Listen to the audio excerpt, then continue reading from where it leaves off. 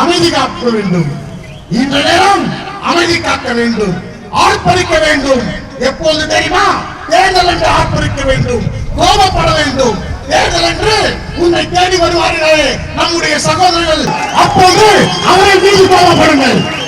உங்கள் கோபத்தை அதிமுக நேற்று கட்டிக்கொண்டு திமுக நேற்று கட்டிக்கொண்டு சிறு சிறு பதவிகளுக்காக இந்த இனத்தை அடமான வைத்துக் கொண்டிருக்கிறார்கள். அவர்கள் மீது கோபப்படுங்கள், காவல்துறை மீது அல்ல. காவல்துறை ஆட்சியாளர்களின் கையால். நாளை தினம் நாம் ஆட்சியாளர் என்றால் நாம் செய்ததை சொல்வார்கள், நாம் எங்கென்றால் நிற்பார்கள்.